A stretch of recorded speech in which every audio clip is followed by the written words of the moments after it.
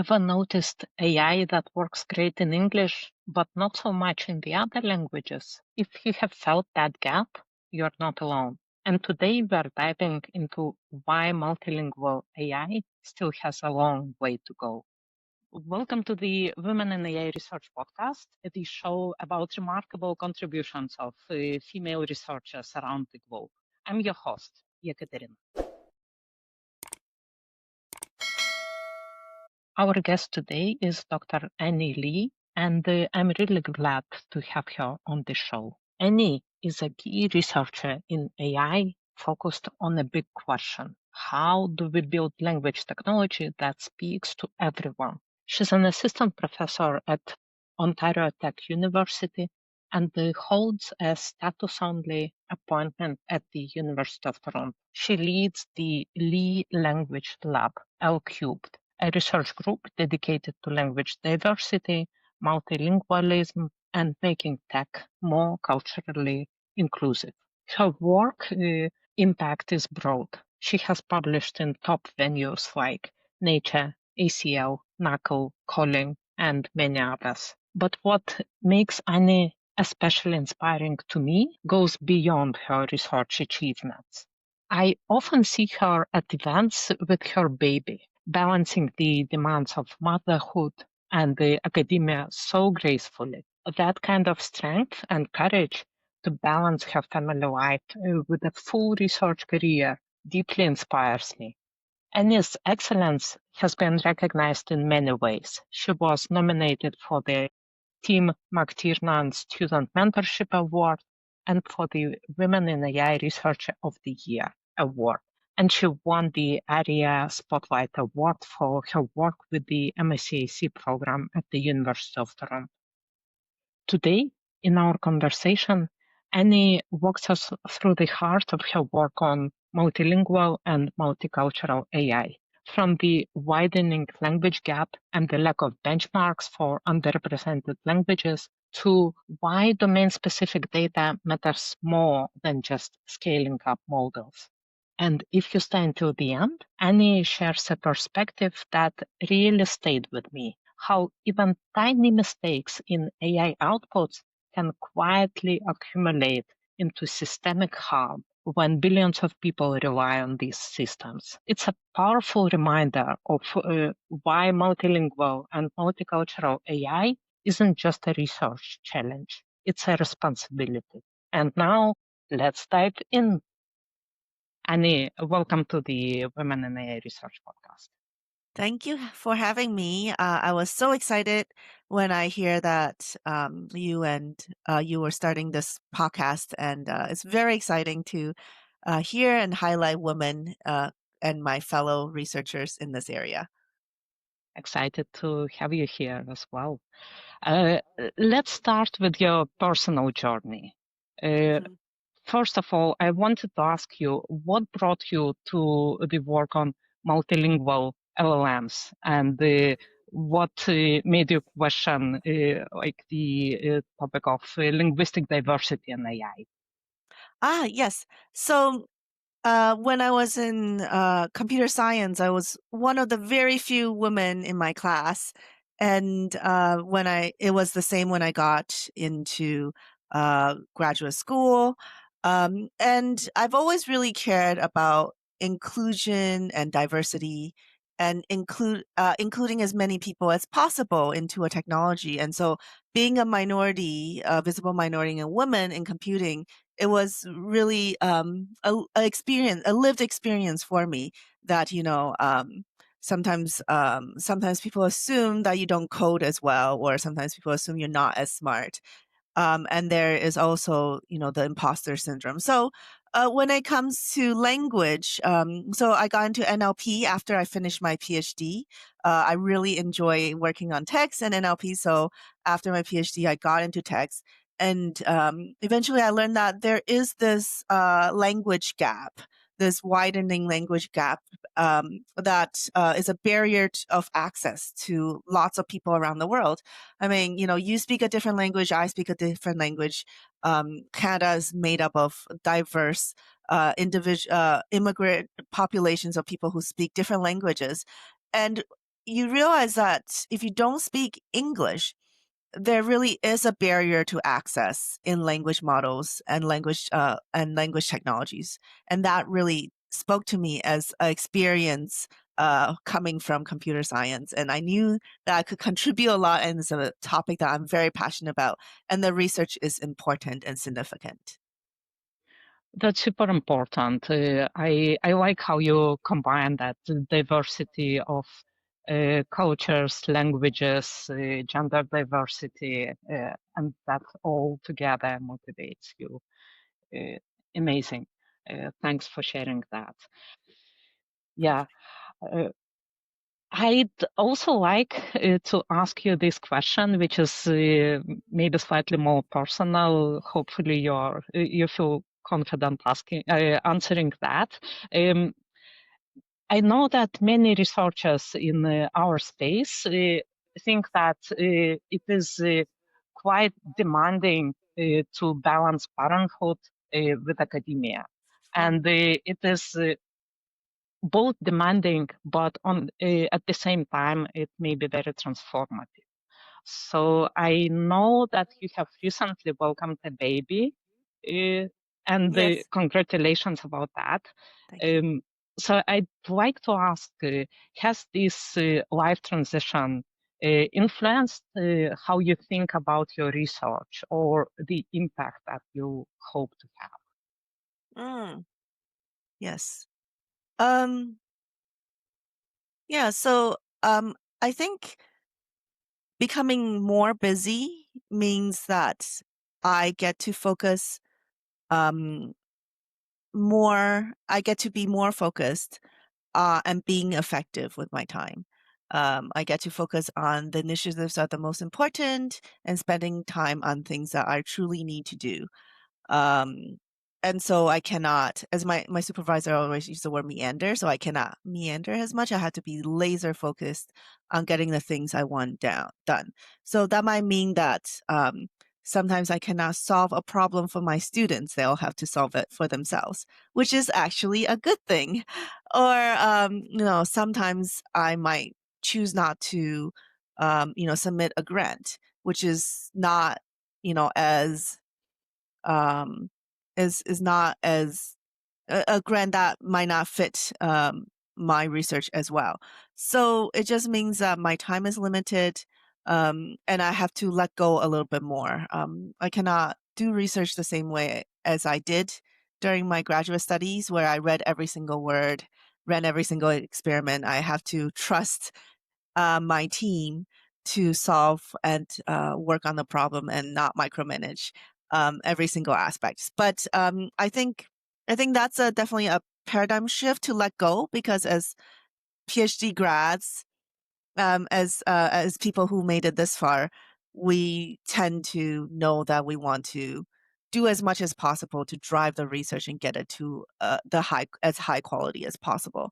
And sometimes you want to do everything, but mm, I think also a part of becoming more senior and running a lab is also learning, how to build a team based on trust and, psychological safety, that everyone believes in each other and works really well with each other. Um, and so I think one of the things I learned was, is very it's very hard to go far on your own as a single person. But when you're on a team where everybody contributes a different perspective and a different skill set, you can go very, very far. And so that's the philosophy I take in my collaborations widely with transdisciplinary teams with different people. And that's the sort of philosophy I bring to the students, especially undergrad students. We've been very successful at getting undergraduate students to publish together, because no, one person might be really good at writing and making arguments. One person might be very good at running experiments, and one person might be very good at doing the linguistics aspect. And so when we all work together as a team and push hard together, we can truly go much farther than alone. So so yes, I learned to be more senior and how to build very strong academic and research teams. And then managing my time better. And so those are the two things. Right, right. Uh, Very insightful. I especially like that part that was about going far with the team. Reminds me of that saying that alone you can go fast, Hmm. but with the team you go Far. further. Yeah, Yeah. you go far. And the other part about balancing, learning how to balance the time better and managing your time, it resonates with something that one of our previous guests in one of the previous episodes, Angelica Lim, Mm, she also talked about this in terms of like in relation to partnerhood and the motherhood, and she called the tenure track system totally broken for mm, women. mm, Because it's essentially, as she said, asking people to push harder than mm, ever during the same years that mm. they might want to start a family. A So I family. wonder, Yes. do, do Yeah, does your that's true. experience align with that? Yes, I think it's absolutely true. I Yes, it's definitely an unfair yes. So it is definitely true that, if you go through the PhD process, the tenure track years or maybe the PhD years are those years that women have to start thinking about having children and having babies. So I think the pro tip, like the secret is that you need to find an institution and um, seniors, like bosses, who are truly supportive of your journey. It's very hard. Like they talk about, finding supporters versus, advocates. It's really truly finding someone who is going to help protect your career while you're on leave, and also finding an institution that accepts the fact that you might be on leave. And in Canada, that's 12 months to 18 months. And so, and so that is, it definitely, so before giving birth, I was very bewildered about potentially, stopping my research, stopping the train and getting off and not being able to do things and falling behind. And that was a fear. I think, I don't know if many other mothers feel this fear before they have their baby while on the academic track. But I think someone told me, the next train will come and you just get on it. And I think in some ways that's true, but I was very lucky with this baby, and I don't know if this is the right thing I should promote to everyone. I said that like for this baby, I didn't stop. Like I still brought the baby to all the Zoom meetings. Like post COVID, everything can be online, which is wonderful. So we still went to all the Zoom meetings. I couldn't micromanage things as much, right? Like I couldn't answer that reviewer rebuttal in the full extent I wanted. I really had to trust my collaborators, and my students all have co-supervisors and like senior mentors. I really had to trust the structure, the infrastructure and the processes that I built up. Like I really had to trust that they would just rely on someone else rather than just me, versus like me having to do everything. And I think like distributing that responsibility, that mentorship and workload was also helpful. Yeah, it's definitely and I just want to encourage everyone that, it's okay to bring your baby to things. It might be scary at first in like a male dominant industry, but it's okay and you should do it. So this baby, I started bringing this baby out at I think 3 months.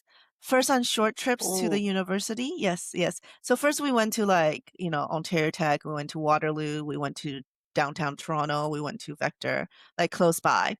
And then we built that up to going, I guess a little bit farther. So I took him um at 7, 8 months to a conference in Taiwan, like international linguist. So I took him to International Linguistics Olympia on my own for 7 days. It was very hard. but it's sort of like the PhD. You survive and you realize you are stronger by the end of it. And then we went to Column, Conference of Language Model in Montreal on our own. And then just we just came back from a CFAR symposium in Banff. And IOL, I had to bring him to all the events. Column had funded childcare, which was really fantastic. Um, and CFAR also had funded childcare. So it's finding these conferences and organizations that has built-in structures that encourage parents. Mhm. That's very important. Um, and also being brave. Yeah, so I brought the baby out to University of Toronto for a panel and for women, a mentoring panel for women. And I just wore the baby, and the baby slept through the entire the the most of the panelist session. And I saw that people that I look up to, like they would bring the baby to the lab, they will keep going with the research. And so I saw that as yeah, for my mentors, and so I chose to do that as well. So yes, it Nice. is definitely, I think it is definitely hard to have the best part of your tenure track process sort of feel like it's slowed down by a baby. But um, at the same time, is still very encouraging that there's these systems in place that you can take advantage, like you can make use of and come bring the baby. Yeah, so I Right. would definitely encourage, like, you don't have to slow down. It might feel hard, it might feel overwhelming, but you can do it. And I just want to say that now in Canada, the answer grants, depending on what kind of things, you can for every you can add the time back and you can pause your tenure clock. So I think tenure clock is pause like 101. Like if you take 1 year off, you pause 1 year. But in some things like calculating early career chairs with the length of consideration for your NSERC, or even for COVID, in some places you just add the time back. Some places you can add double time, and some places you can add 1.5 time. Mhm. So just make sure you do that. And it's not That like I stopped my research. I just distributed my research so that my students have so my collaborators are still publishing and I'm still involved. Right. Thanks for opening up about this very personal experience. It was really interesting to hear about, and it also sounds like the system is changing, like maybe slower than we would wish to, but it's changing. So conferences are accepting people with the kids, with the babies, and I would say it is it is in the minority, so you have to find it. So yes, Mhm. system is changing and you should find the ones that are more modern. Which Right, is why, you have to find, the right place. superiors, you need to find jobs and institutions, you need to find conferences, you need to find grants that have this perspective of working mothers, and adding the tenure pause and being very accepting of that. So I think I would just say that it sounds encouraging, but also be careful, right? Like you Mhm. don't want to get stuck in like an like a old boys club, and then being in a unfortunate situation. Like you have to find colleagues who are supportive and institutions and conferences that are open to that kind of things. That makes sense. That's fair enough. Yeah, you have to Uh, find your community. yeah, as usual, you need to find your people. That's true.